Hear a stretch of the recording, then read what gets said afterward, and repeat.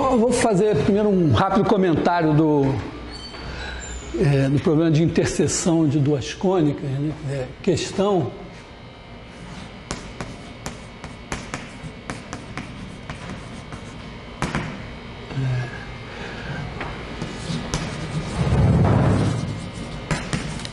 quantos pontos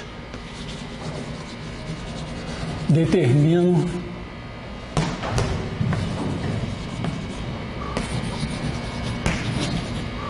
uma cônica. Então, porque a gente sabe assim, 2 pontos determinam a reta, 3 pontos determinam o círculo, e questão, quantos pontos determinam uma cônica. Tem uma boa pista, assim, né, porque a primeira coisa é que, se você pegar 2 cônicas, são 2 equações do segundo grau. Então, você tem, sei lá, A1x2 mais B1xy mais C1y2 mais D1x mais E1y mais F1 igual a 0.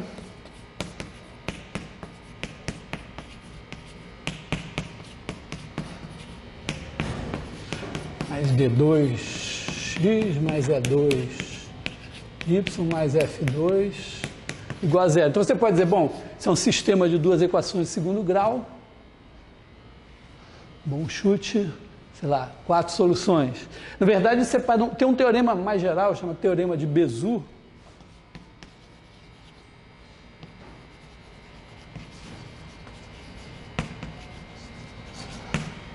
que afirma que, é claro, tem casos em que o número de pontos de interseção pode ser maior. Quer dizer, você tem um sistema de 2 equações, uma de grau M e outra de grau N. O que você espera é que tenha, no máximo, M vezes N soluções. Claro que sempre dá para fabricar casos, vamos dizer, excepcionais. Por exemplo, você pode pegar uma reta, numa equação ax mais by mais c igual a 0, vou pegar isso daqui e multiplicar, pega um polinômio p de xy de grau, sei lá quanto, multiplica essa equação por isso daqui, você vai ter uma equação de grau, se aqui for de grau n, isso aqui o produto será de grau n mais 1. E aí você pode pegar essa equação e a outra é o produto das duas. Então, claro, essa daqui, se você fizer p de xy vezes ax mais by mais c igual a 0, se esse se anular, isso se anula, se esse se anular, isso se anula. E se você botar aqui ax, pode até pegar um q de xy, ax mais by mais c igual a 0, pegar esse sistema, suponho que isso aqui seja de grau n-1, esse de m-1, então esse aqui é de grau n, esse de grau m, mas certamente todos os pontos dessa reta satisfazem as 2 equações. Então, tem situações excepcionais assim. Mas o nosso propósito aqui, nós não estamos autorizados a usar um teorema de Bézout que nós não demonstramos. Nosso propósito é olhar isso aqui de um ponto de vista meio algébrico, meio geométrico. Então, uma tentativa meio força bruta seria dizer, bom, na verdade, quer dizer, antes de mais nada, a gente já está se beneficiando do fato de que a gente sabe que uma cônica é dada por uma equação do segundo grau. Mas aí você pode, sei lá, pensar isso aqui como uma equação de segundo grau em x, tirar o valor de x em função das constantes e de y, substituir aqui, só que vai ter uma coisa aqui com raízes quadradas, que vão ser elevadas ao quadrado e tal, vai dar um certo trabalho algébrico, mas deve dar para fazer.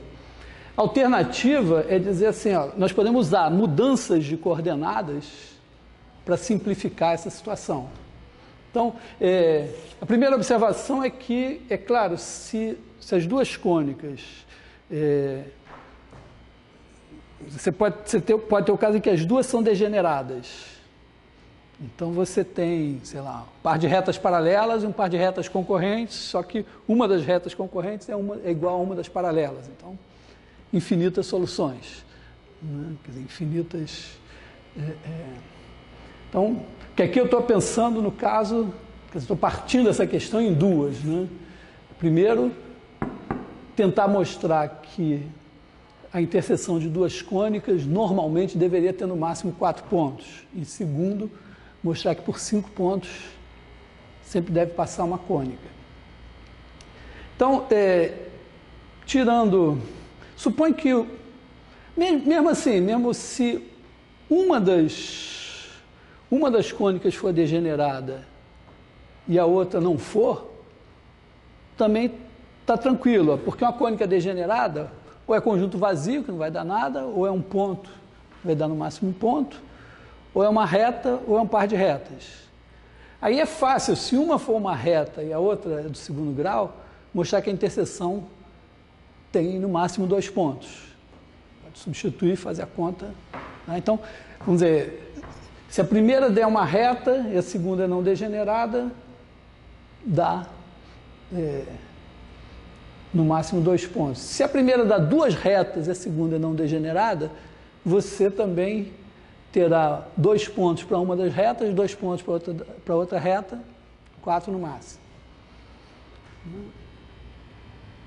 De qualquer maneira, a gente pode lidar direto com o caso em que, assim, supondo que uma é não degenerada. O caso em que uma é não degenerada, a gente pode, vamos dizer, supõe que a primeira é não degenerada. Então, vamos dizer, caso 1, hipérbole.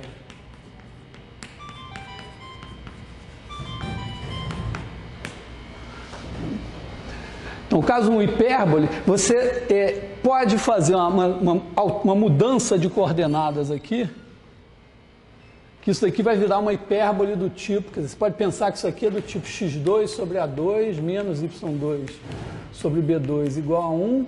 Isso daqui é a mesma coisa que x sobre A mais y sobre B, y sobre A menos y sobre B, x sobre A menos y sobre B igual a 1. Então, isso aqui, se isso daqui fosse U, isso daqui V, é uma mudança linear, então o V é igual a 1. Então, na verdade, a gente podia supor que uma delas seria xy igual a 1, ou seja, y igual a 1 sobre x. Se você substituir, isso aqui já está dizendo, bom, então se uma das equações é essa,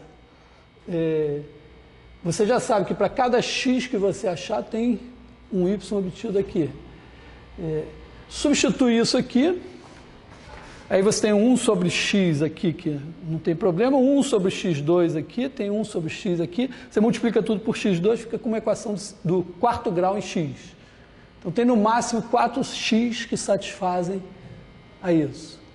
Só que para cada um deles você vai ter um único y, então 4 soluções.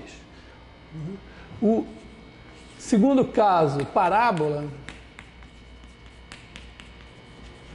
Quer dizer, se uma for uma parábola, você faz y igual a x2, mudando as coordenadas, você pode garantir que a primeira é y igual a x2, e aí você substitui y igual a x2 na segunda, que não será mais essa, mas será uma equação do segundo grau assim, e vai dar uma equação do 4º grau em x. Aí você acha no máximo 4 valores de x, cada um deles vai dar um y, 4 pontos. O caso mais interessante um pouco é o caso elipse. Mas aí, bom, se uma for elipse e a outra for reta, 2 retas, hipérbole, parábola e tal, está resolvido. Então, seria elipse versus elipse. Então,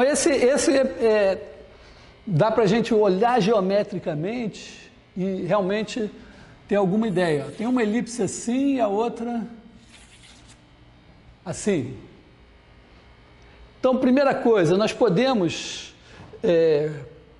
colocar a origem aqui, fazer um achatamento, uma coisa assim, fazer um achatamento tal que essa daqui vire um círculo. Então você vai estar numa situação em que uma é um círculo unitário e a outra, sei lá, eventualmente está aqui assim de alguma maneira. Agora você ainda pode dar uma rodada para que essa daqui não tenha eixos tortos. Então você fica com uma situação que é alguma coisa assim. Isso significará que uma das elipses vai ter equação x2 mais y2 igual a 1, e a outra tem uma equação, a gente sabe que nessa situação o termo b é zero. Então aqui você vai ter uma equação do tipo ax2 mais cy2 mais dx mais ey mais f igual a zero. Então, se essas duas equações são satisfeitas, então, claro, eu posso pegar, fazer y2 igual a 1 menos x2, substituir só esse y2 aqui por 1 menos x2. Então, você fica com a menos c x2 mais dx mais c mais f mais ey igual a zero. Se eu não errei aqui, ó, ax2 menos cx2 aqui, depois tem o dx, tem o ey, tem o c vezes esse 1 está aqui, mais esse f. Então isso aqui, ó, diz o seguinte: y é uma função do segundo grau de x. Então, se essas duas são satisfeitas, essa e essa são satisfeitas. Aí você substitui esse y aqui. Joga aqui. Quer dizer, claro, se o E for zero, isso vai dar dois valores de x. E dois valores de x, cada um deles substituído aqui vai dar dois valores de y. Se não, você tira o valor de y aqui, joga aqui e obtém uma equação do quarto grau em x. Então dá no máximo 4 valores de x. Cada um desses 4 valores, substituído aqui, vai dar um único valor de y. Então você tem 4 soluções. Então, vamos dizer, eu estou usando aqui mudanças de coordenadas que a gente já tem para não fazer contas, essencialmente. Então, o que a gente mostrou é que a menos de caso bem, vamos dizer, de você ter duas cônicas degeneradas, a interseção de duas cônicas vai dar, duas cônicas diferentes, claro, né, vai dar 4 pontos. Então, bom, tudo bem, mas daí, será que por 5 passa uma única cônica realmente? Quer dizer, passa uma cônica, passa alguma cônica? Aí também é uma coisa de... Posso usar uma álgebra linear simples, né?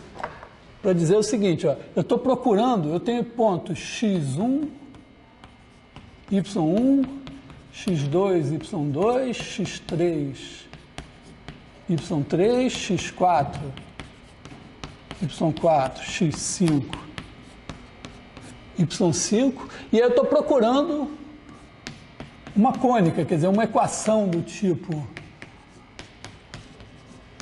do segundo grau em x e y, e essa equação tem que ser satisfeita por esses 5 caras. Na verdade, estou procurando A, B, C, D, E e F. Será que existem esses caras? Tais que se eu substituir cada um desses na equação, vai dar alguma coisa. Então, eu só observo o seguinte: para cada um desses caras que eu substituo aqui, eu tenho um valor de x2. Então, esse daqui, por exemplo, dá um valor a 1, que é o x2, que é o x1 ao quadrado. Então, aqui eu vou ter A1. Esse mesmo cara aqui tem um valor de x1, y1, que é o A12. Então, vou botar aqui. Aqui eu tenho C, y1 ao quadrado é A13. O x1 eu vou chamar de A14. O y1 de A15. E bom, o f, deixa f aqui, mas eu vou fazer f vezes 1 aqui para parecer alguma coisa. Né? Então aqui a mesma coisa, eu vou ter A, A21, mais B, A22, mais C, A23, mais D, A24, mais E, A25, mais F, vezes 1, igual a 0. Etc. aqui, né? Quer dizer, A51, mais B, A52, mais C, A53, mais D, A54, mais E, A55, mais F vezes 1, igual a 0. Então eu posso fazer o seguinte, ó, eu olho para esse cara daqui e chamo esse cara de U1. Ele é um vetor em R5. Então aqui eu tenho A vezes U1, mais B vezes, esse cara daqui eu vou chamar de U2, mais C vezes U3, que é esse cara daqui, mais o 3 aqui, né? Estou botando o índice errado aqui, o 2, o 3, D o 4, mais E o 5, mais F o 6. O 6 é 1, igual a 0. Então, meu problema passa a ser o seguinte, olha, eu tenho o 1, o 2, o 3, o 4, o 5 e o 6, que são o 1, o 2, o 3, o 4, o 5 e o 6 são vetores em R5.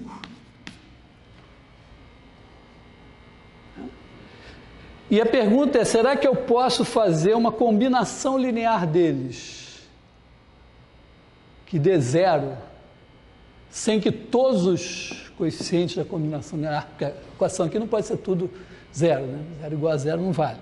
Então, será que eu posso fazer isso de maneira que algum entre A, B, C, D, E e F seja não nulo e que isso dê 0? A resposta, eu sei, é sim, né? Porque eu sei que em R5 tem uma base de 5 elementos, base canônica. Então, se eu pegar 6 elementos em R5, eles certamente são linearmente dependentes. Eu posso escrever um como combinação linear dos outros, portanto, eu posso fazer isso. Então, a gente conclui que por 5 pontos sempre passa uma cônica. O que pode acontecer, né? Quer dizer, em que circunstâncias essa cônica pode não ser única? A gente pode, na verdade, dizer assim, por 5 pontos,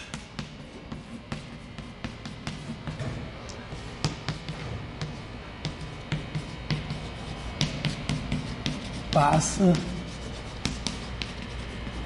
uma cônica chamada de C. Aí,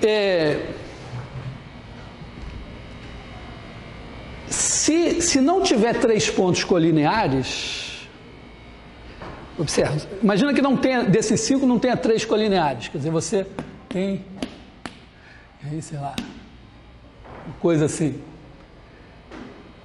Então, não pode ter reta contida nessa cônica. Não é? Porque se tiver uma reta, ela vai passar por 2 pontos. Agora, já que tem uma reta, ou vai ser uma reta, ou vai ser um par de retas paralelas, ou um par de retas concorrentes. Mas, vamos dizer, quaisquer desses 3 pontos aqui, só tem uma reta que contém os 2. Então, você já esgotou, já tem 2 retas e sobrou um ponto. Não pode.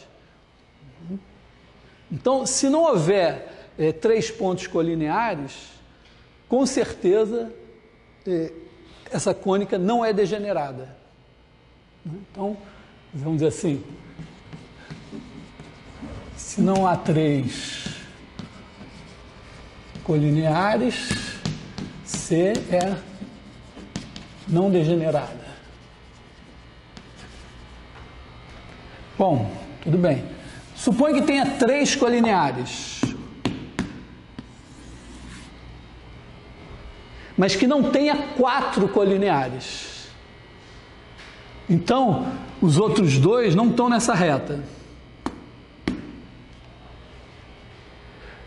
Bom, mas se eles não estão nessa reta, significa que essa reta não é a cônica. Como a cônica já tem uma reta, ela vai ter que ser um par de retas. Só que esses 2 caras aqui vão ter que estar, então vão definir a outra reta. Então eu tenho perfeitamente definida qual é a outra reta. É um par de retas e é única. Então,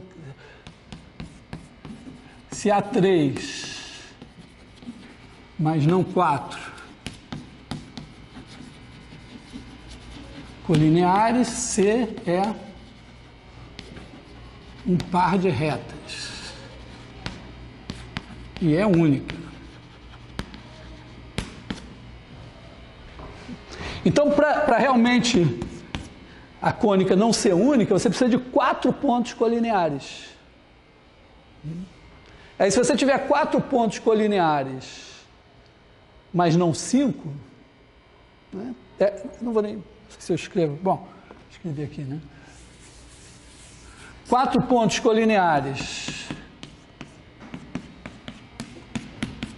O que acontece? Esses 4 estão numa reta e o outro está sobrando, vai ter que botar uma reta passando por ele. Então, aí pode ser qualquer par de retas. Então, par de retas e não é única. C não é única. E bom, se o 5, né?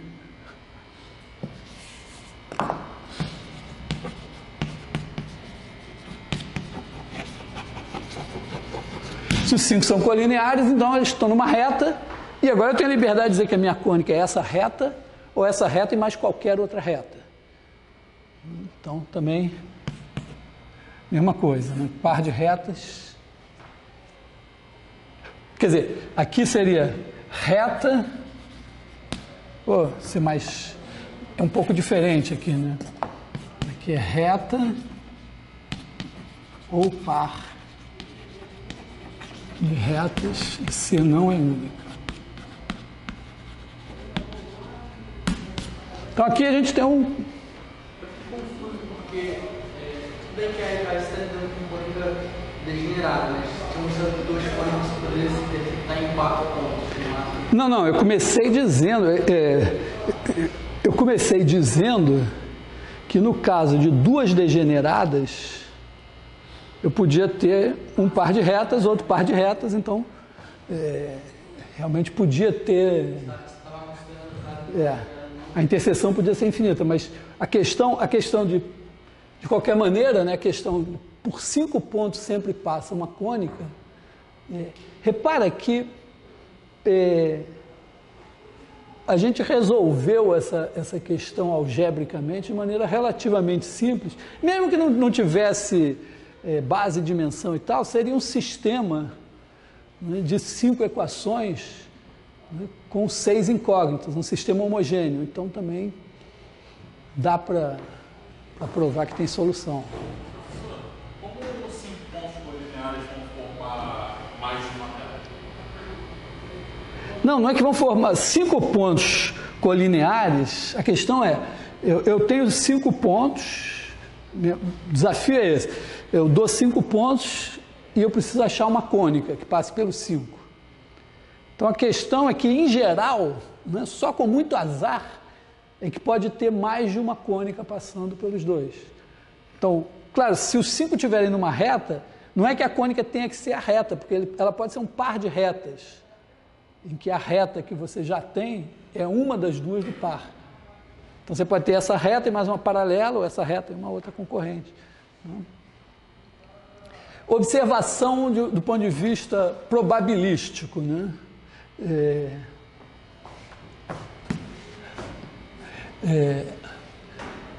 A chance de você chutar 5 pontos no plano e ter 3 colineares já é, probabilidade é 0.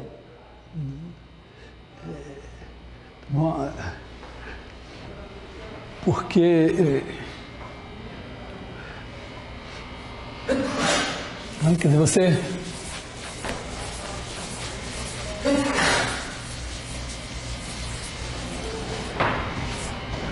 chuta 5 pontos. Qual é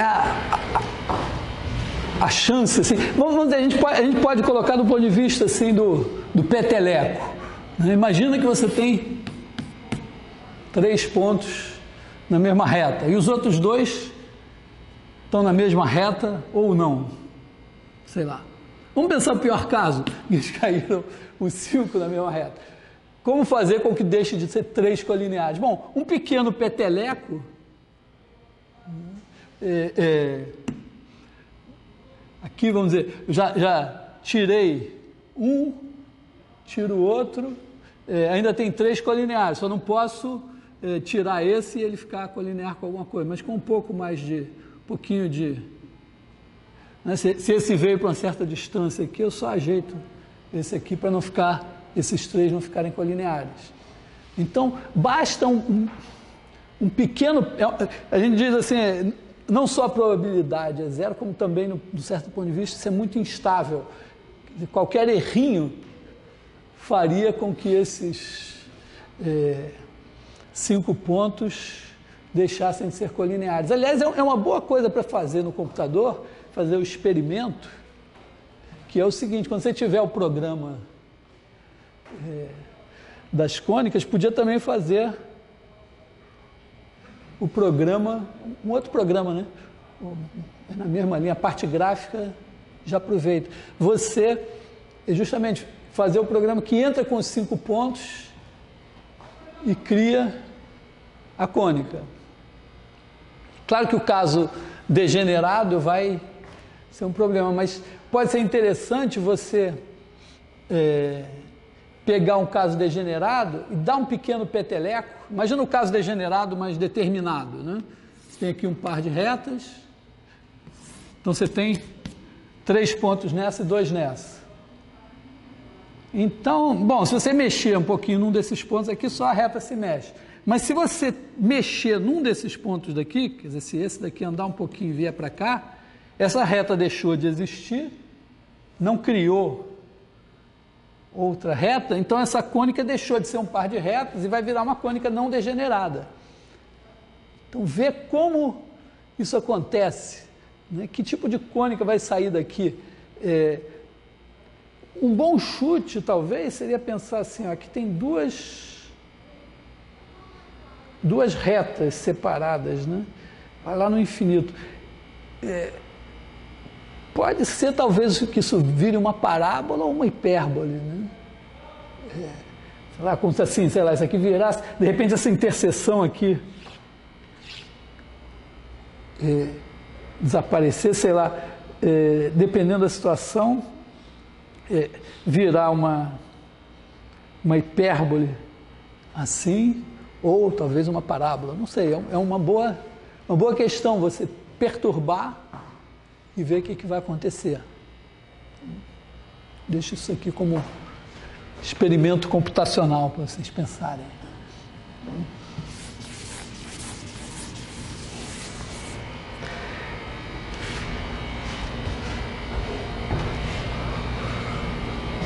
Bom, agora eu queria retomar a discussão das cônicas do começo. Retomar assim, você tem lá a equação ax2 mais bxy mais cy2 mais dx mais ey mais f igual a 0 no sistema de coordenadas canônico.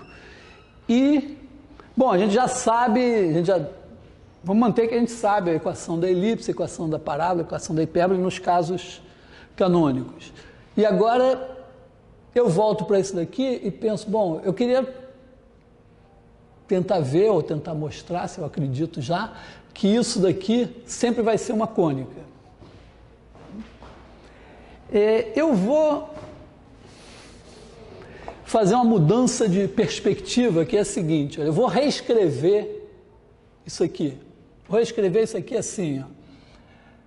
Primeiro, esse negócio daqui, ó, eu vou escrever como produto escalar de DE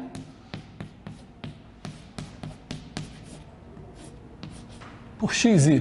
Vou botar aqui o mais F igual a zero. Tá? Quer dizer, isso aqui, claramente eu posso escrever assim, né? Isso aqui é na base canônica, então dx mais EY mais F. Agora, esse de cá, eu vou fazer uma mudança mais interessante.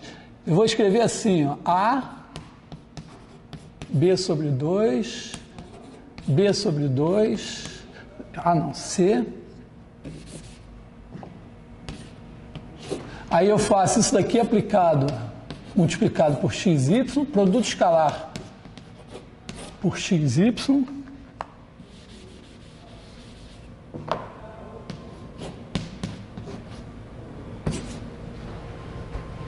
Eu digo que isso daqui dá esse pedaço daqui. É assim. Tá? Porque, olha só, isso daqui vai dar, quando eu faço, multiplico essa matriz por esse cara, vai dar AX mais B sobre 2Y na primeira coordenada e na segunda B sobre 2 X mais CY.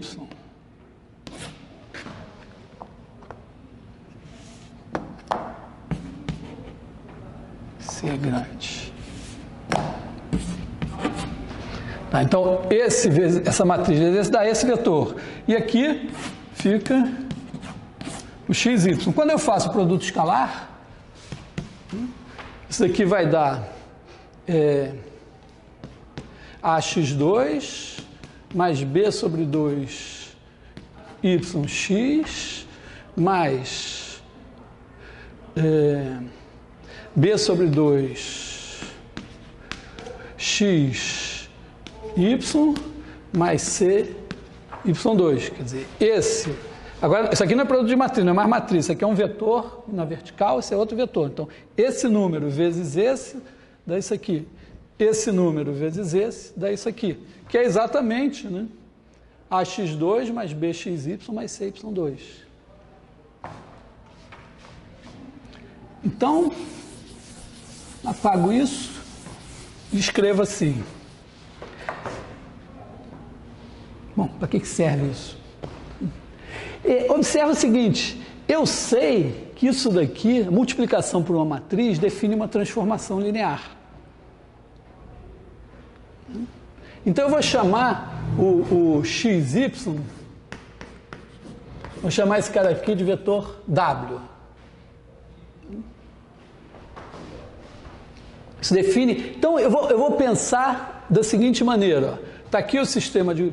Está aqui o plano, está aqui a origem,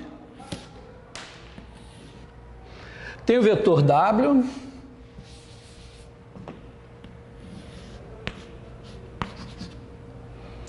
esse W, no sistema de coordenadas canônico, ele tem coordenadas x e y.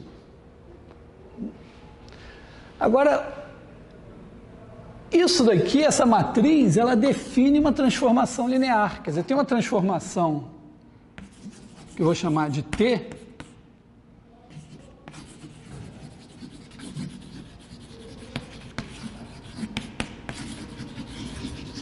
transformação linear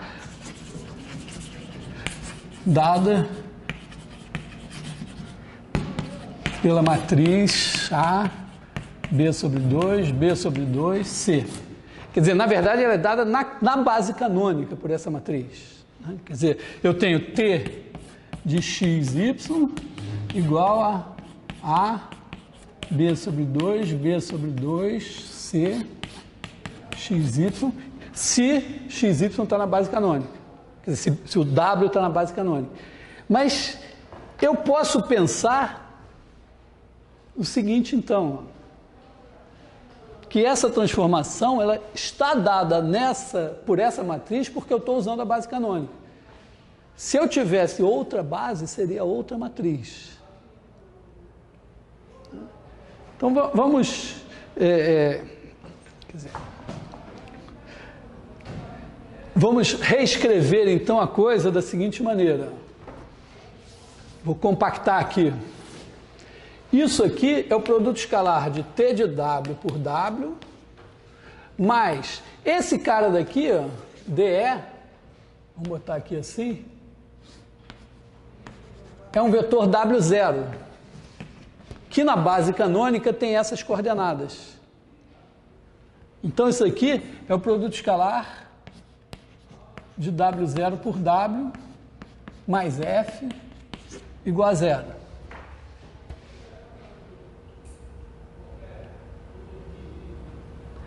Ou seja, eu reescrevi isso daqui assim, mas agora eu posso olhar para cá e dizer o seguinte, na realidade, o que eu tenho são duas coisas. Eu tenho uma transformação linear T, que eu posso pensar independente de coordenadas, tá? Quer dizer, aqui eu tenho T, né? Está aqui o vetor W, e está aqui é o plano, aqui é o plano, e aqui está o T de W.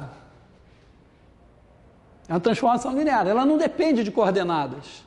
Eu posso pensar assim, eu tenho uma transformação linear que eventualmente na base canônica é dada por essa matriz. E eu tenho um vetor W0 que eventualmente na base canônica é dado por essas coordenadas. Mas a minha equação não depende de coordenadas mais. Ela está dizendo que eu estou querendo saber quem são os pontos do plano, já que eu tenho uma origem, eu tenho uma identificação entre vetores e pontos do plano, quem são os pontos do plano cujos vetores posição satisfazem a essa equação aqui. E agora eu posso pensar assim, eu esqueci, não tenho mais sistema de coordenadas, eu posso pensar, eu gostaria de escolher o meu sistema de coordenadas, de maneira que a minha equação ficasse mais simples. Bom, o mais simples é não ter o B. Quer dizer, eu poderia pensar assim, eu apago isso aqui. Como eu retornei para o começo dos tempos, eu sei, o que eu sei? Eu sei a equação de elipse numa base ortonormal, sei a equação de hipérbole numa base ortonormal, sei a equação de parábola numa base ortonormal. Então, meu problema é encontrar uma outra base ortonormal, quer dizer, encontrar uma base ortonormal tal que isto daqui se traduza de outra maneira. Quer dizer, então, eu quero uma base ortonormal ε1, ε2. Quer dizer, ortonormal significa que produto escalar, quer dizer, o tamanho do ε, norma de ε1 é 1, norma de ε2 é 1, e o produto escalar, os dois são perpendiculares. O produto escalar é 0. Bom, nessa base ortonormal, quero também, o que eu quero também? Não, aqui eu nem quero, né? O W0 vai ter, vamos pensar assim, o W vai ser igual a U ε1 mais V ε2, o vetor genérico vai ser assim. O W0, bom, o W0 eu posso dizer, bom, nessa base ele vai ter algumas coordenadas, posso chamar de um zero, né? O zero é ε1 mais V0 ε2, serão as coordenadas do W nessa base. E agora, a principal coisa, eu quero que T tenha uma matriz boa. Mas é matriz de T.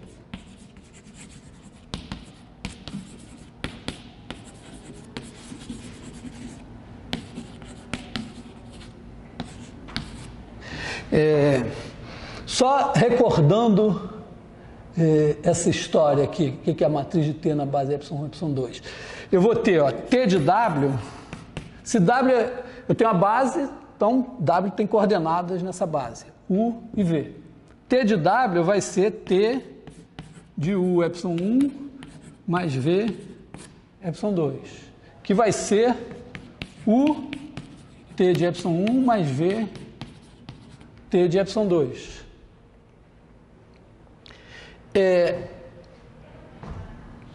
Eu vou escrever, em vez de escrever W assim, eu vou escrever como um vetor UV. Eu vou chamar essa base aqui de beta. Então, o W na base beta é dado por UV. Isso daqui, ó, o T de Y1 também vai ter coordenadas. Quer dizer, o T de Y1, esse cara daqui, vai ser alguma coisa A1, Y1 mais A21, Y2. Mas quando eu aplicar o T no vetor W na base beta, eu aplico ele na base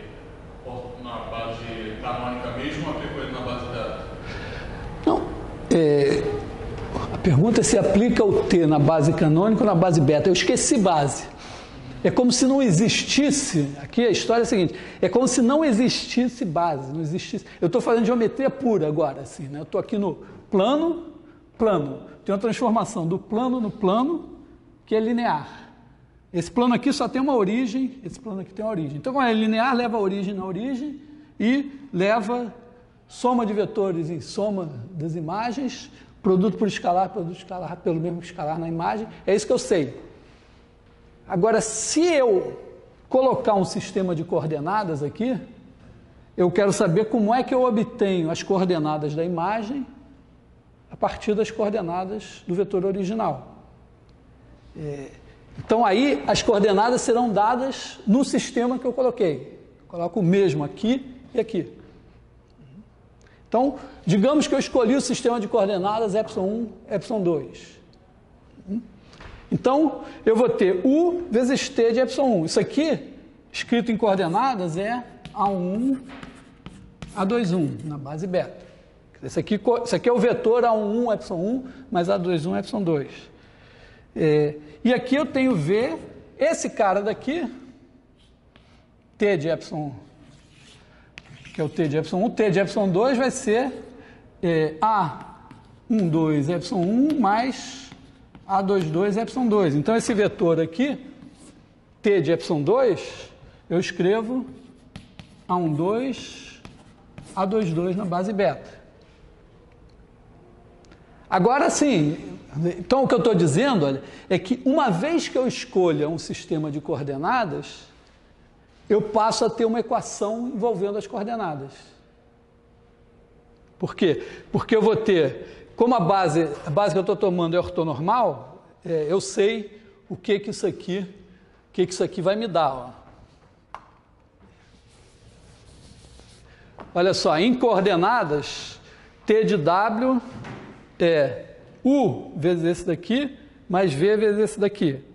Então, eu vou ter, na verdade, isso aqui vai ser a definição de A1, A21, A12, A22, UV.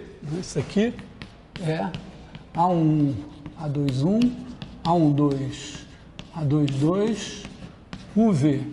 Eu faço sempre questão de escrever isso assim. Um dia eu decoro que o produto da matriz pelo vetor é isso. Né? Também, é claro que é bom saber que é essa linha escalar essa coluna, essa linha escalar essa coluna, mas ter essa visão aqui. Então, T de UV é isso, T de W é isso em coordenadas. Né? Agora, escalar W, o W é UV. O W0 tem coordenadas U0, V0. O W tem coordenadas UV, mais F igual a 0. Então, a minha equação, né, essa equação aqui, vamos apagar aqui, quer dizer, essa equação vira o quê? Ó? A11U mais A12V vezes U. Então, isso aqui vai dar A11U2 mais A12 mais A21 UV mais A22 V2 mais U0U mais V0V mais F igual a 0. Essa vai ser a minha equação se eu escolher essa base. Tá? Fiz a conta aqui, né? Fiz A1 vezes U mais A12 vezes V vezes 1. Então deu vezes U. Aí deu A1 U ao quadrado mais A12 vezes V vezes U. Então A12 vezes U vezes V. E aqui eu tenho A21 vezes U mais A22 vezes V, tudo isso multiplicado por V. Então eu tenho A21U vezes V, dá isso aqui, e A22V vezes V dá isso aqui. E desse produto escalar sai só U0U mais V0V e tem o F. Então, ó, quer dizer, eu mudei de perspectiva. Eu estou pensando assim, eu tenho uma equação no plano, né, lá nos vetores, que é dada assim, eu tenho uma transformação linear e tenho um vetor fixo e um número. A transformação T, o vetor W0 e o número F. Aí eu pego o vetor W, aplico T em W, multiplico o resultado por W escalarmente, somo com W0 escalar W, somo com F, e isso tem que dar 0. Não fiz isso, claro, isso dizer, não serve para nada, mas isso serve para eu entender bem que isso que eu ganhei aqui, eu posso olhar como sendo simplesmente, né, a expressão disto daqui no sistema de coordenadas de base canônica. Se eu mudar a base, terei outra equação. E eu já sei, né, que se essa equação tiver isso aqui igual a 0, está resolvido o meu problema. Porque aí, se isso daqui for 0, eu sei transformar isso numa equação de cônica que eu reconheça. Então, o meu problema agora vai ser escolher, encontrar uma base. Repara que a gente já resolveu esse problema, porque quando a gente rodou o sistema de coordenadas, rodou os eixos, a gente escolheu uma nova base ortonormal. E essa nova base ortonormal fez com que isso aqui fosse 0. Eu simplesmente estou retomando o problema sob uma outra perspectiva. Um dos motivos para isso seria dizer, bom, porque eu rodei e tal, no plano eu consegui, mas sei lá, se isso for em R3, em R4, em R5, em Rn, quer dizer, se eu tiver uma equação geral do segundo grau em 15 variáveis, talvez seja legal, vamos dizer, eliminar os termos x1, x2, x1, x3, x4, x5 e tal, ficar só com os termos em x1 ao quadrado, x2 ao quadrado, para fazer uma simplificação. Mas talvez não seja tão simples pensar em termos de rotação.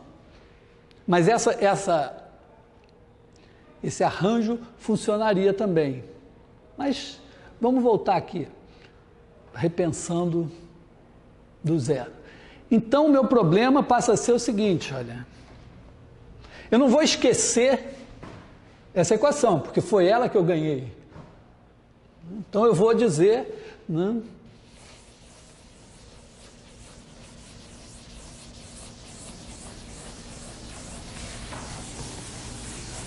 vou apagar isso aqui. Eu tenho a transformação, né? Então, quero uma base ortonormal.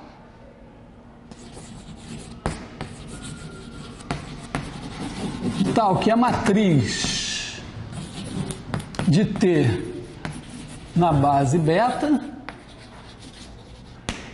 Eu vou ser ambicioso, ó, porque a matriz vai ser assim, né? A11, A21, A12, A22. Pelo que eu estou vendo, eu preciso que a soma desses dois seja zero.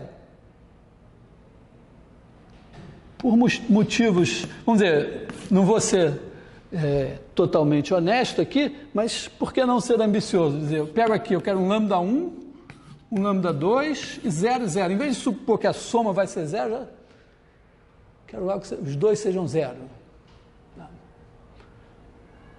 Se não der, eu volto para cá. Na verdade, vai dar por uma razão. Porque quando a matriz de T, o que eu sei? Sei que a matriz de T na base canônica é A, B sobre 2, B sobre 2, C. Aqui eu já roubei. E é porque eu roubei aqui que eu posso ser tão ambicioso aqui. Por que eu roubei? Porque se eu tivesse posto aqui, por exemplo, B sobre 4 e 3B sobre 4, dava. Porque na hora que você faz a conta, quer dizer, multiplica essa matriz pelo vetor xy e depois faz escalarmente por xy, se a soma desses dois for B, quer dizer, se esse for A, esse for C e a soma desses dois for B, vai dar certo. Na verdade, tem uma infinidade de transformações lineares que eu posso escolher aqui. É claro que você pode dizer, bom, sei lá, um argumento... Hoje nós só temos uma menina em sala, mas eu acho que ela concordaria com o meu argumento, que também eu gostaria de... É claro que fazer B sobre 2 e B sobre 2 é muito mais bonitinho do que fazer B sobre 4 e 3B sobre 4. Certo? É um argumento que eu faria por questões estéticas, mas, vamos dizer, eu diria assim, seria uma maneira natural de escolher. Se eu tivesse que chutar, eu escolheria esse. Mas tem uma infinidade de escolhas. Essa escolha vai ter uma consequência que é tornar possível essa ambição aqui, de em vez de simplesmente querer que a soma desses dois seja zero, querer que esse seja zero e esse seja zero. Então eu vou limpar agora o quadro, vou esquecer a cônica e vou dizer o seguinte, meu problema é, eu tenho uma transformação linear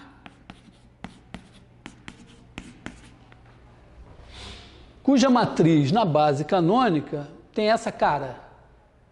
Eu poderia dizer, essa cara só está dizendo isso. A única coisa que está dito aqui é que esse cara é igual a esse. Que o A e C podem ser quaisquer. Então, é uma matriz simétrica. Se eu fizer assim, dá no mesmo. Então, eu tenho uma transformação linear cuja matriz na base canônica é simétrica. E eu quero saber se eu encontro uma base ortonormal tal que a matriz dela vai ser isso aqui. Observa que isso daqui significa dizer o seguinte, ó, o epsilon 1, lambda 1, 0, 0, lambda 2, isso aqui multiplicado por epsilon 1, o epsilon 1 é o 1, 0. Isso aqui é T, isso aqui é o epsilon 1. T de epsilon 1 vai dar lambda 1, 0. Então, isso aqui vai ser lambda 1 vezes 1, 0. E o T do epsilon 2 vai ser lambda 1, 0, 0, lambda 2 vezes 0, 1, vai ser igual a lambda 2 vezes 0, 1. Esse aqui é o T. Escrito na base beta, né? Mas se escrito na base beta o T de epsilon 1 é lambda 1, epsilon 1, é porque o T de epsilon 1 é lambda 1, epsilon 1. Legal? Quer dizer, eu fiz a conta na base beta. Concluí que se eu aplicar a transformação T no vetor ε1, vai dar lambda 1 vezes o vetor ε1. Então, porque T de ε1 é lambda 1 ε1. Tá? Quer dizer, se você, sei lá, se o meu salário é metade do seu em reais, se nós convertermos para rublos, o meu salário vai ser a metade do seu. Quer dizer, claro, o cara pode cobrar a mesma comissão na conversão, mas só convertendo diretamente vai ser a mesma coisa. Então aqui, tá, as coisas que eu obtive, tem coisas que eu vou obter aqui que não dependem das coordenadas. Então eu posso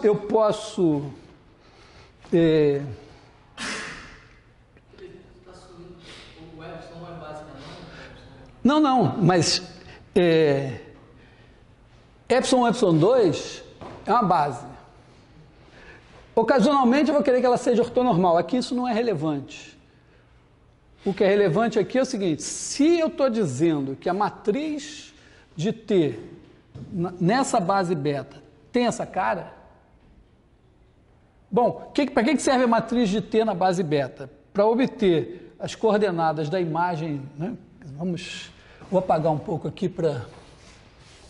Já não preciso mais disso tudo.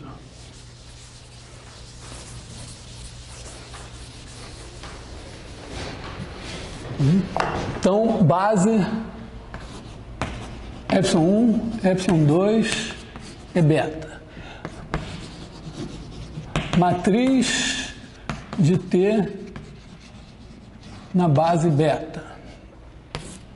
A11, A21, A12, A22.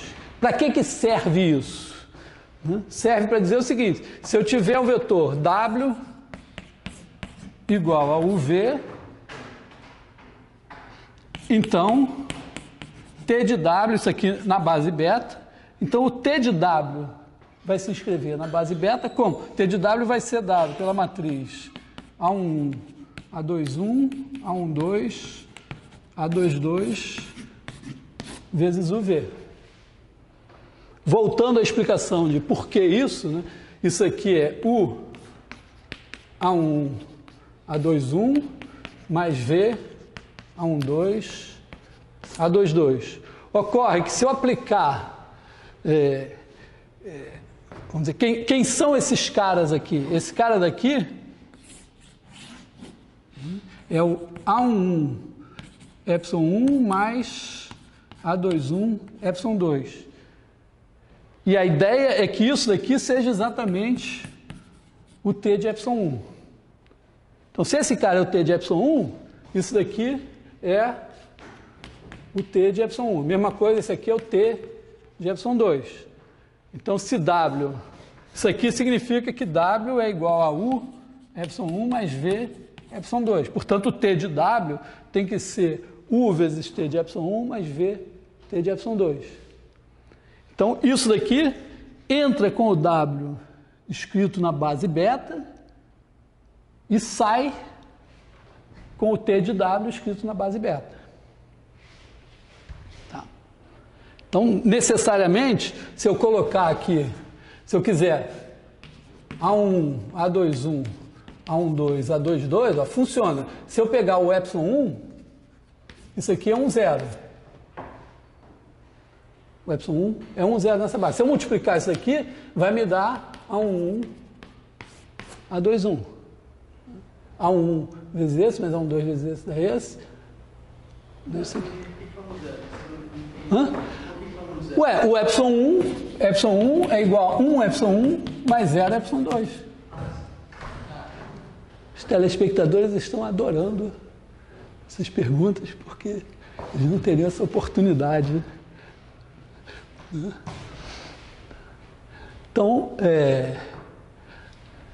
Então, se é 1 vezes esse mais 0 vezes esse, é que o ε1 nesse sistema de coordenadas é 1, 0.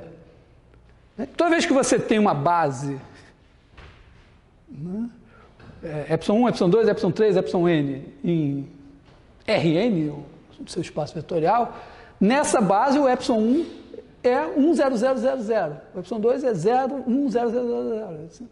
Tá? Passa a ser.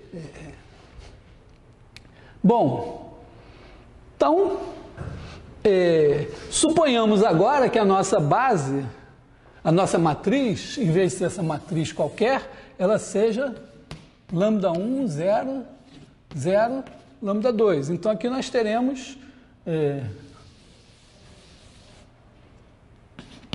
lambda 1, 0, 0, lambda 2, né? Isso aqui vai ser lambda 1, 0,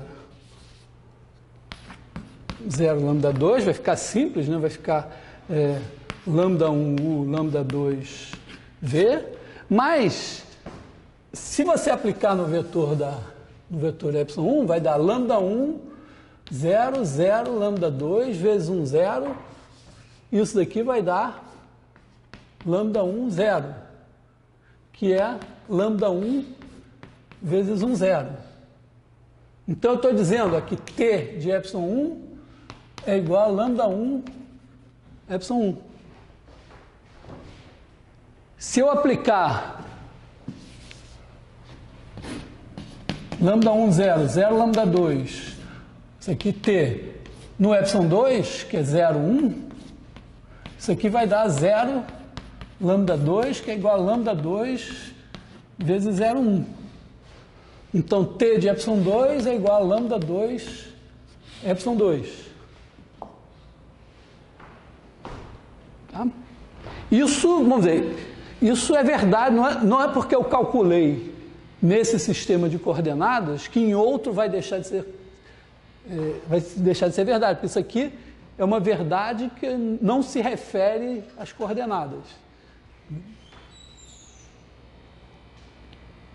Moral da história, eu estou procurando uma base ortonormal beta, tal que epsilon 1, epsilon 2, tal que T de epsilon 1 seja lambda 1, epsilon 2 e T de epsilon 2 seja lambda 2, epsilon 2.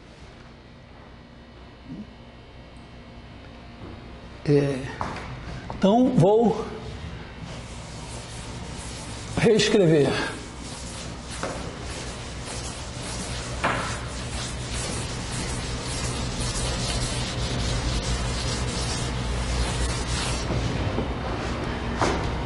Então, a minha questão é a seguinte, ó. Seja T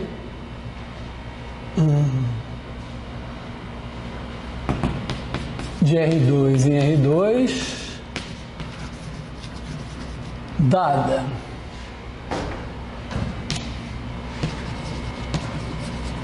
na base canônica por matriz simétrica.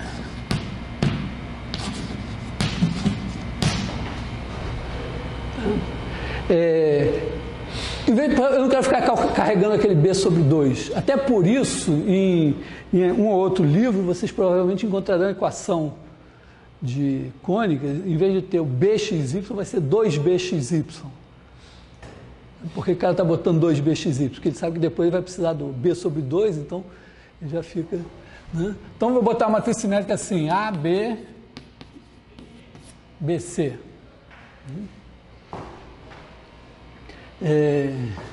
Queremos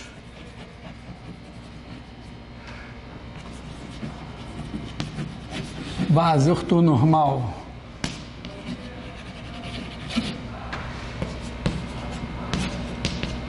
epsilon 1, epsilon 2. Isso aqui eu vou usar só como uma referência. O que eu quero? Eu quero que T de epsilon 1 igual a lambda 1, epsilon 1, e T de epsilon 2 igual a lambda 2, epsilon 2. Então, a minha pergunta é essa: eu dou uma matriz simétrica, será que eu posso encontrar uma base ortonormal assim? Eu até sei a resposta, porque no caso lá quando eu fiz o problema, né, rodei os eixos, achei uma base ortonormal que, no fundo, me dava isso. Se você checar lá, vai ser a base que vai dar isso. Na verdade, ali não é imediato, porque eventualmente poderia ser uma coisa assim, né? Lambda 1, lambda 2, sei lá, gama e menos gama aqui. Mas...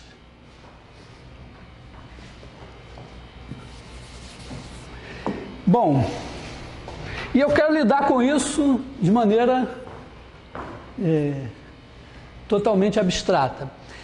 Vou fazer uma pausa, só uma pequena preleção. Por que eu estou fazendo essa porcaria para resolver de novo um problema que eu já sei resolver? É porque por trás do que a nova maneira como eu vou resolver isso envolve um teorema que não se restringe à dimensão 2, que é o teorema espectral, que a gente vai usar para a dimensão 2, para a dimensão 3, 4, 5, 10, n, e que ainda por cima se generaliza para a dimensão infinita. É um teorema bastante importante em matemática. Ele está lá bem metido em áreas tão diversas como propagação de calor, que eu acho que é onde ele surgiu, que já num contexto de dimensão infinita. Nas séries de Fourier, surge, vamos dizer, talvez pela primeira vez, esse teorema de maneira clara. Clara não, ainda vão uns 100 anos para clarear um pouco.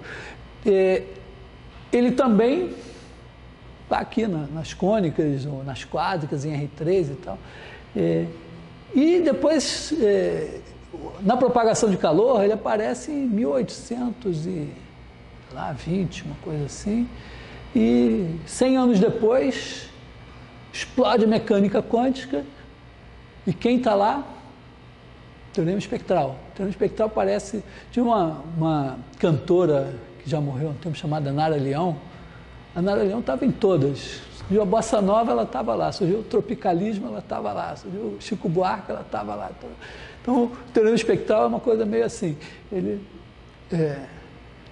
E, vamos dizer, quando você faz processamento de sinais, que tem a ver com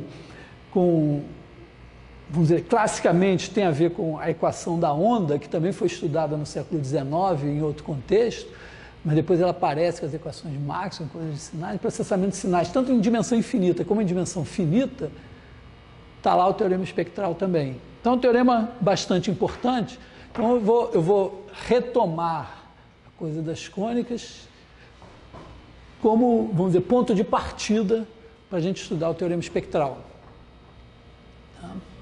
Por que a matriz de T na base beta, ou pilhar 1, A2, 1, por que ela é igual àquela outra matriz, lambda 1, lambda 2? Não, porque olha só, por que eu quero isso, né? Eu quero isso por quê? Porque quando eu faço T de WW mais W0W mais F igual a 0, quando eu escrevo nessa base beta, eu vou pensar assim, né? W vai ser igual a UV. Então, eu vou querer uma equação em U e V. Então, quando eu fixo a base beta, o W0, esse cara daqui, é o 0V0. Esses dois são conhecidos.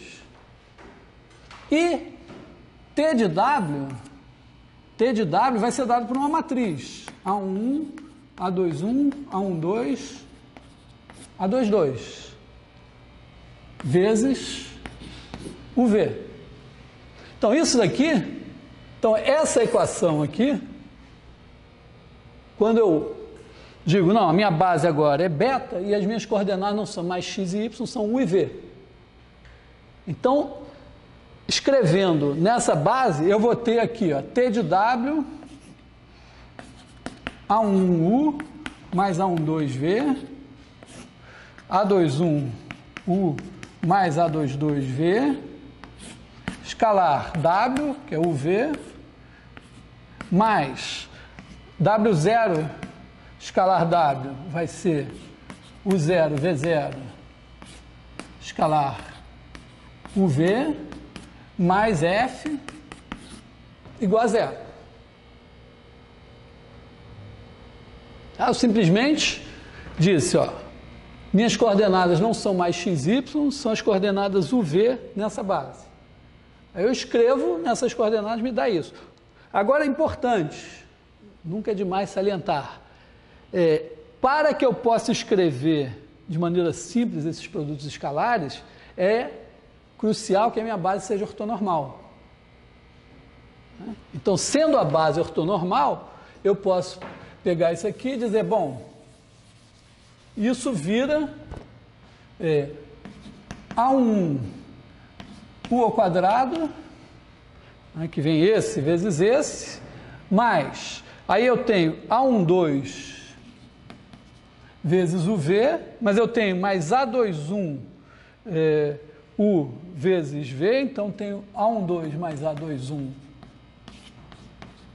UV, tenho mais A22 V ao quadrado, mais aqui eu vou ter U0U, mais V0V, mais F igual a zero. E eu sei, por translações, transformar essa equação numa coisa simples, desde que este camarada aqui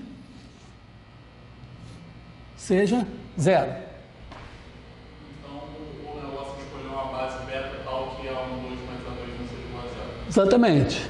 Eu não sei se a pessoa que vai estar vendo esse vídeo estava dormindo que nem você, mas foi o que eu já falei anteriormente. Mas eu estou dizendo que eu vou ser mais ambicioso ainda. Em vez de simplesmente querer que essa soma seja zero, eu vou querer que os dois sejam zero. Quer dizer, querer que os dois sejam zero é querer isso aqui. Eu posso ter certeza que essa base existe? Não, isso eu vou demonstrar. Isso é o teorema espectral. O teorema espectral é exatamente isso. E ele vale em Rn. Supõe que você dá uma matriz simétrica. Quer dizer, uma matriz N por N.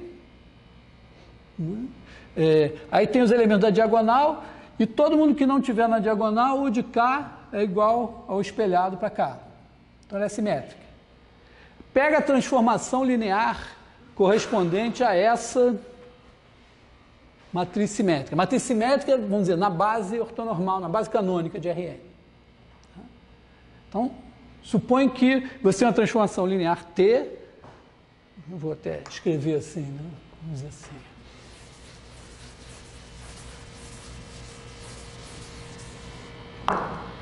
Vou enunciar o teorema.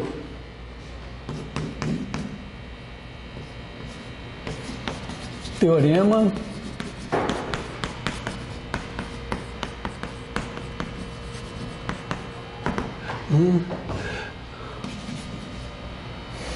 Vou botar um C então.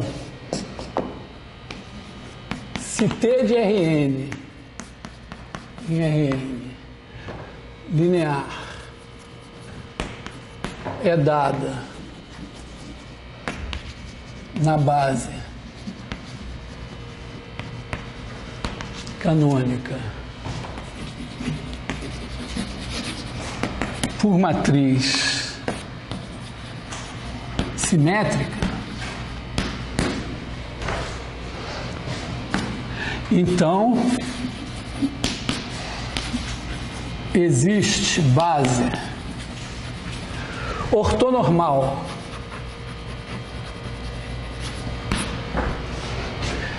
beta igual a epsilon n, vou botar assim, existem base beta e escalares lambda 1, lambda n em R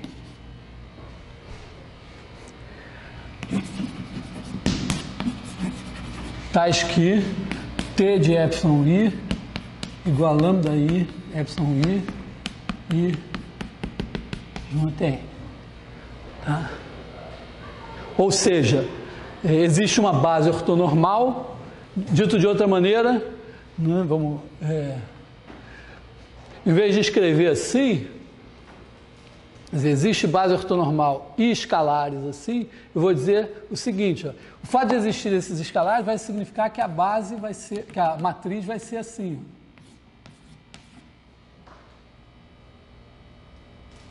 Porque o T de ε1 vai ser lambda 1 ε1, então vai ser lambda 1 0 0 0 0. T de ε2 vai ser lambda 2 ε2, então 0 lambda 2 0 0 0 0, etc. Então eu posso até, em vez de dizer, vou apagar essas duas linhas e dizer o seguinte, existe base ortonormal de Rn, em que a matriz de T é diagonal. Quer dizer, simétrica é a matriz que tem os caras na diagonal e ela é espelhada em relação à diagonal. Diagonal é porque só tem os caras da diagonal, o resto é zero. Bom, matriz diagonal, melhor que matriz diagonal, só a matriz identidade. Ou a matriz identicamente nula, que é uma matriz... Ou pior, né? Porque também é uma pobreza. Uma matriz identicamente nula não diz nada. Tá? Então, esse é o teorema espectral. Na verdade, isso é a versão de dimensão finita do teorema espectral. E nós vamos fazer, então, nosso programa aqui seria fazer esse teorema em dimensão 2. Dizer, bom, então o que a gente fez lá das cônicas até agora podia ter se baseado nesse teorema em dimensão 2. E seria fazer em dimensão 3, que tem uma outra... Eu vou fazer de uma maneira em dimensão 2, tem uma outra maneira de fazer em dimensão 3, mas a maneira que faz em dimensão 3 não se generaliza para outras dimensões. Depois a gente faz dimensão mais alta. Mas não vou fazer tudo isso hoje. O plano hoje é fazer em dimensão 2. Então vamos, em vez de fazer isso aqui, vamos fazer agora em dimensão 2. Então, de R2 em R2. E eu vou fazer uma demonstração que, embora eu possa fazer essa demonstração usando determinante, vou fazer depois, talvez na próxima aula, eu vou fazer uma demonstração sem usar determinante. Meu desafio vai ser, na verdade, demonstrar o teorema espectral inteiro sem usar determinante. E eu vou, em vez de usar determinante, vou usar o teorema do valor intermediário. O importante, tem uma coisa importante para entender aqui, é o seguinte, é que quando você tem uma matriz assim, A11, A21, A12, A22, se você fizer isso aqui, multiplicar por xy e fizer o produto escalar por, aliás, eu vou botar aqui x1, y1 e x2, y2, isso daqui, ó, a gente pode fazer essa conta mais ou menos fácil, né? Vai dar A11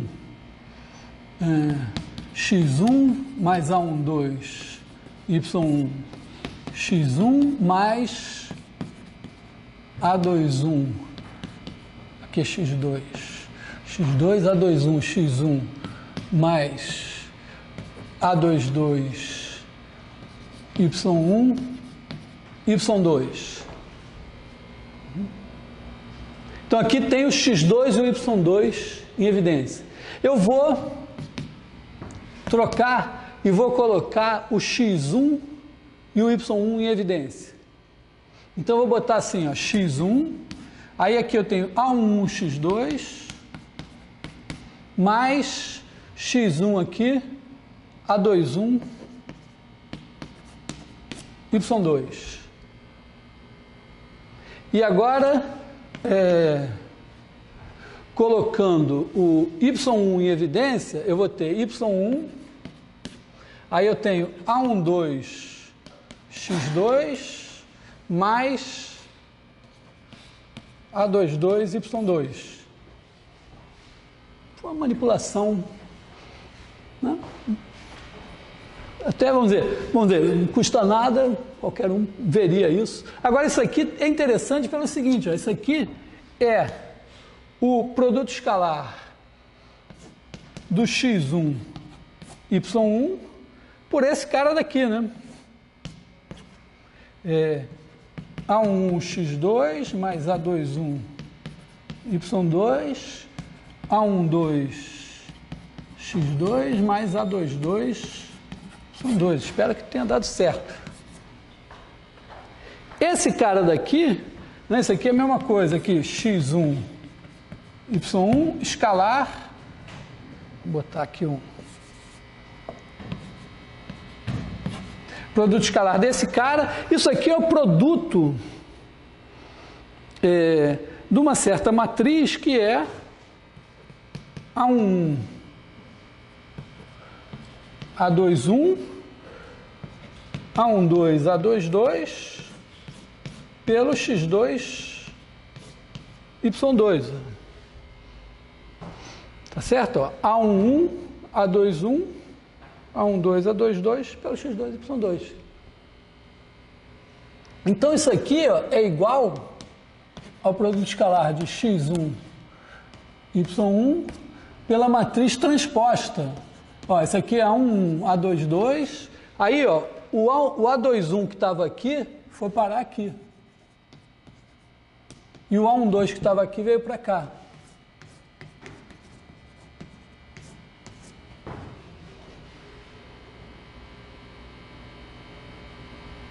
Tá?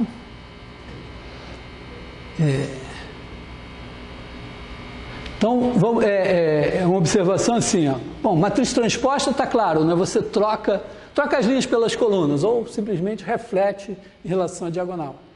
Aí vamos chamar então,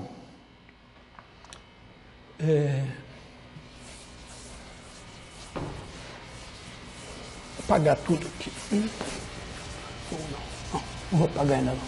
Vamos chamar então uma matriz, quer dizer, se A é igual a A1, A21, A12, A22, então você tem A transposta, que eu vou chamar de A transposta mesmo. Isso aqui vai ser A11, A22, A21, A12. E o que a gente acabou de mostrar é o seguinte, é que se você fizer A, pensando A como uma transformação linear, associada a essa daqui, A de U escalar V, isso é igual a U escalar A transposta de V. Tá? Agora, repara, quando a matriz é simétrica, ela é igual à sua transposta. Então, você pode dizer A é simétrica se A é igual à transposta. Ou seja, mas então vai valer A de UV igual a U A de V. E mais, é legal que vale a recíproca. Se isso daqui vale sempre, então a matriz de A em qualquer base, na base canônica e, na verdade, em qualquer base ortonormal vai ser simétrica. Quer dizer, eu posso, de certa forma, o que eu estou dizendo é o seguinte, olha, supõe que T é a transformação linear dada na base canônica por uma matriz simétrica. Se isso for equivalente a isso aqui, eu posso dizer, então, suponha que T é uma transformação linear, e não faço mais referência a base nenhuma, tal que isso aqui acontece. E aí, eu vou mostrar, eu meio que retorno à situação inicial. Eu tenho uma transformação linear, eu não tenho base nenhuma, mas eu sei que ela tem essa propriedade. Essa propriedade é equivalente a ela ser dada na base canônica por uma matriz simétrica. Tá? Porque se ela tem essa propriedade, ó, vamos só pensar assim, ó, esquece isso e diz isso assim. Vamos ver o que é a matriz dela na base canônica. Bom, o que é a matriz dela na base canônica? Vai ser uma coisa assim, A11, A21, A12, A22. Bom, significa que A de E1 é igual a A11 é 1, mais A21 é 2. E A de E2 é igual a A12 é 1, mais A22 é 2. Quem é A21? É A de E1 é 2.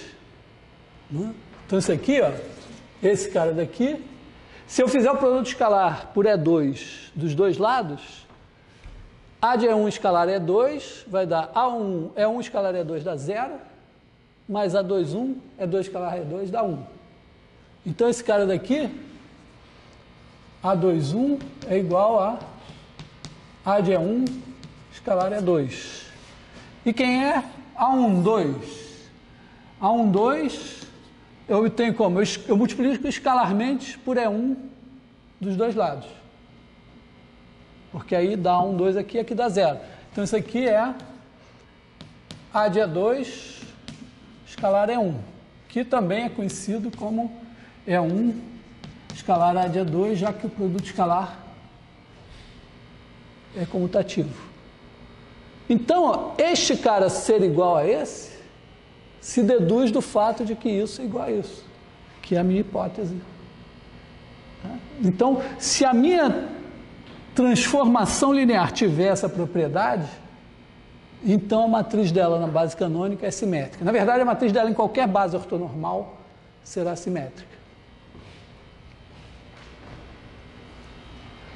Bom, moral da história, eu vou mudar de novo o enunciado. Se T linear é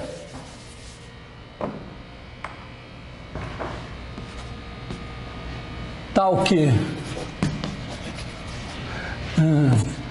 T de UV igual a U T de V para todos U e V pertencentes a R2, então, esqueci aqui 2, né?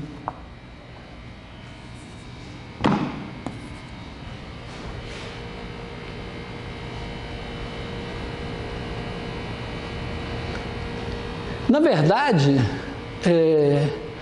o fato de ser R2 aqui também não está dizendo nada. Na verdade, eu preciso aqui só que seja um espaço vetorial de dimensão 2 com produto interno. Então, eu vou mudar de novo, vou dizer assim,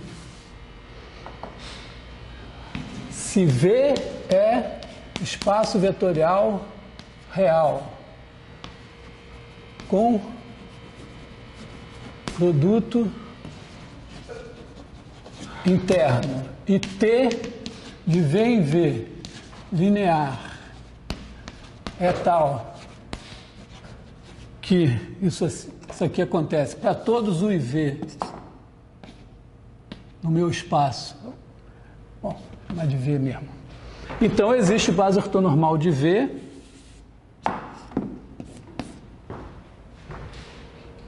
Tá? Eu estou botando o enunciado cada vez mais sequinho, cada vez mais abstrato. Tem uma razão para eu fazer isso aqui, que é a seguinte.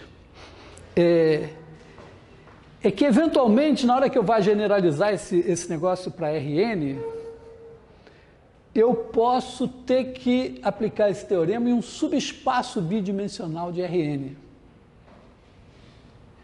Entendeu? Quer dizer, eu estou em Rn. Aí eu achei lá um certo subespaço bidimensional, em que a minha T leva o espaço nele mesmo, ela tem essa propriedade, e aí eu poder aplicar nele. Então, bom, claro que também nós somos matemáticos também para né, você, como matemático, você tem que olhar um problema, ver quais são as variáveis relevantes, quais são os conceitos relevantes e jogar o resto fora para trabalhar numa situação simples. Isso faz parte, a primeira coisa, né, que um matemático faz é ver o que é relevante e o que não é.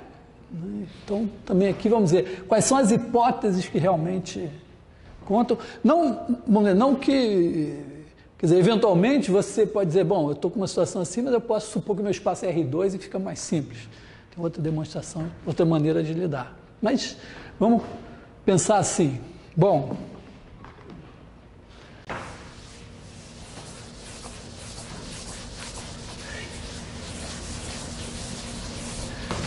o que é a base diagonal, né? Na verdade, existe uma base, então para omitir matrizes também, base ortonormal, eu vou chamar assim de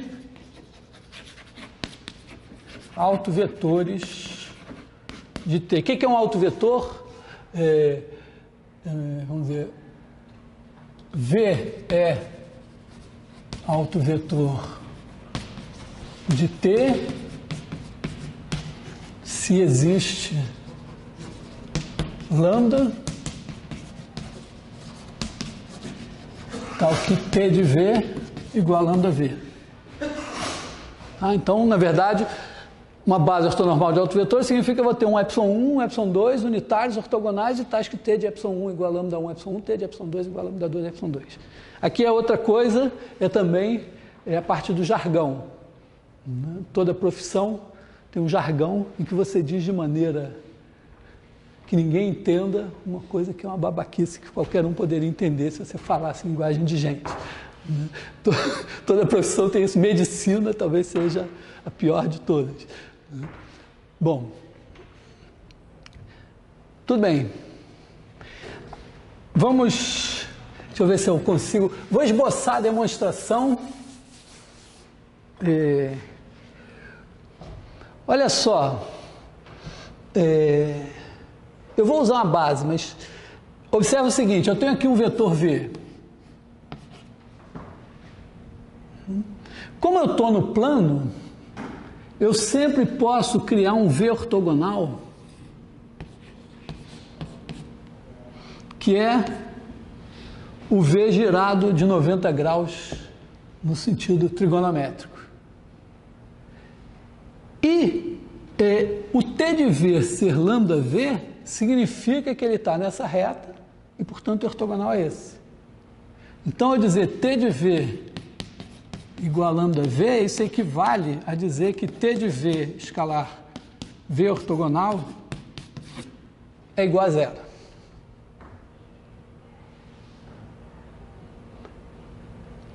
E não vou me preocupar nesse momento de explicitar como é que eu acho esse V ortogonal, mas, na verdade, para achar o V ortogonal, eu pego uma base canônica, escrevo o V na base canônica, rodo e tal, mas será que eu posso fazer isso?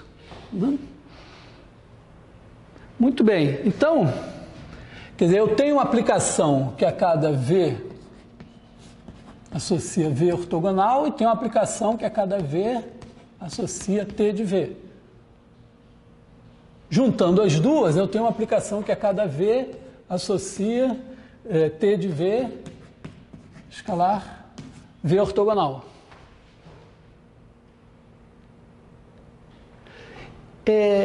Essa aplicação, vamos dizer assim, é contínua. Quer dizer, se eu colocar em coordenadas, ela é contínua. Quer dizer, a T é contínua, o V ortogonal é contínuo, o produto escalar é contínuo. Como é que, vamos dizer, como é que eu sei isso? Escreve em coordenadas, mas eu vou deixar esse detalhe para depois.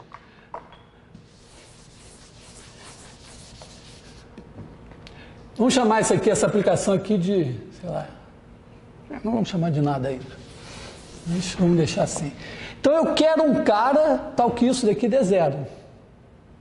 Quer dizer, T de V igual a lambda V é equivalente a dizer que T de V escalar V ortogonal igual a zero. Vou procurar o meu V, eu quero V unitário. Vou procurar no círculo unitário. Está aqui a origem. Pega uma base. Então, pega uma base ortonormal. Né? Pega uma base aqui. E1, E2. Se a gente tiver em R2, pode ser a base canônica. Se não, a gente pega, cria uma base ortonormal e tudo bem. Vamos pegar esse arco aqui, ó. Esse arco aqui, esses vetores daqui, são todos dados, aqui tem um ângulo θ, e esse cara daqui é cosseno θ. É 1 mais seno θ é 2. Com θ variando de 0 a π sobre 2.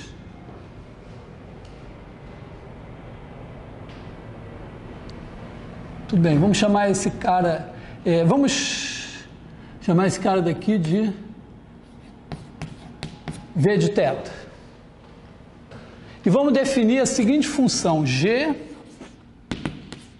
de 0π sobre 2 em R, agora estamos no cálculo 1, que a cada θ vai me associar G de θ. O G de θ é exatamente isso daqui, ó, é igual a T de V de θ escalar o ortogonal do V de θ. A minha ideia é que essa G aqui é contínua. Bom, quando o θ varia continuamente, as coordenadas do V de θ variam continuamente, e essa coisa aqui depende continuamente das coordenadas. Tá? Por quê? Vamos dizer, a minha T é dada por uma certa matriz A11, A21. Na verdade, ela é simétrica, né? Mas não importa. Bom, A1, A22, BB, ela é dada por uma matriz assim, parada, então vai dar números. E o V ortogonal, o V ortogonal vai ser, vamos dizer, o V de θ ortogonal. Simplesmente, ó, se esse cara é cosseno θ é 1, seno θ é 2, ele é menos seno θ é 1 mais cosseno θ é 2. Então, tudo varia continuamente com θ, porque na hora que você fizer essa conta aqui, é somas de produtos por escalar. Vamos dizer, é somas de... Você constrói essa função G como com somas e produtos de funções contínuas. As funções contínuas são cosseno e seno. Então, essa G vai ser uma função contínua. Muito bem.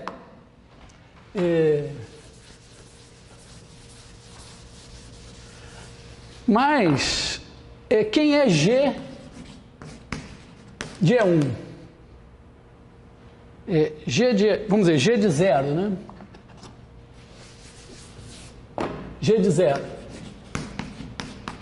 Bom, o V de 0 é o E1. Então, isso aqui vai ser T de E1. E quem é o E1 gerado de 90 graus? É 2. E quem é G de π sobre 2? Bom, π sobre 2, esse cara daqui dá E2, então eu tenho T de E2. E quem é o E2 girado de 90 graus? Menos E1.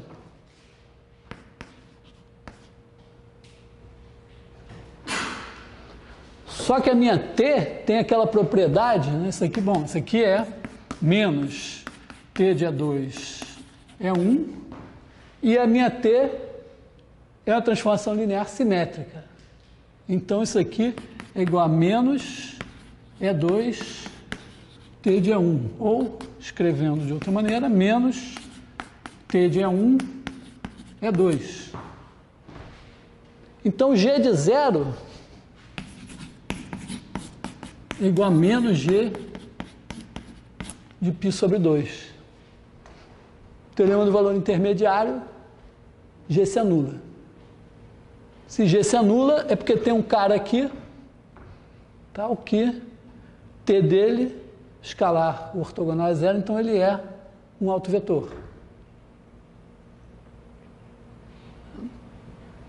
Então, moral da história, existe ε1 unitário, norma de ε1 igual a 1 e T de ε1 igual a lambda 1 ε1. Mas e aí? Só que aí, ó, imediatamente, ó, T de ε2 ε1 é igual a ε2 T de ε1. Quer dizer, vamos fazer ε2 assim. Desculpa. Vou apagar aqui, tá? Quer dizer, eu consegui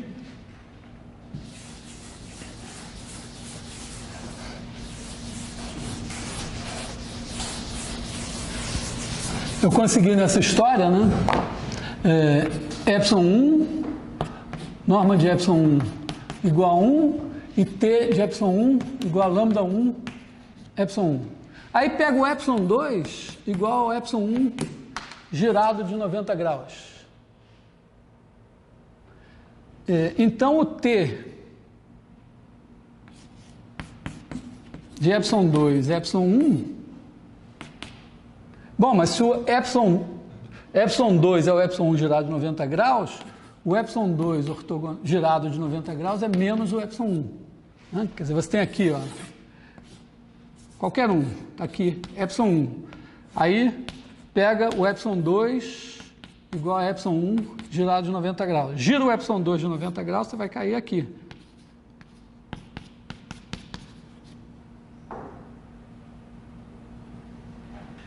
Então, T de ε2,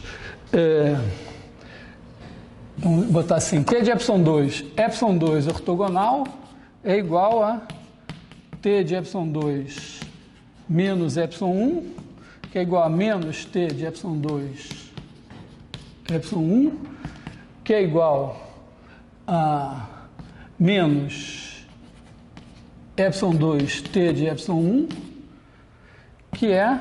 Bom, mas o T de ε1 é lambda 1 ε1, então isso daqui já é zero. Então o T de ε2 escalar o ε2 girado é zero, quer dizer, o T desse cara escalar esse é zero, então o T desse cara está aqui, é um múltiplo dele também. Então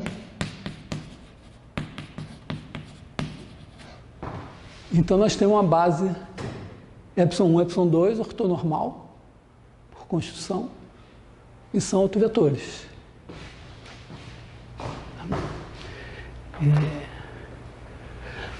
Essa demonstração, única, vamos dizer, o interesse dela é que ela não usa determinante. Só esse. É porque, vamos dizer, se eu quiser demonstrar esse teorema em dimensão n, a demonstração, uma demonstração usual seria usar o determinante n por n. Para eu evitar isso, eu vou fazer dessa maneira.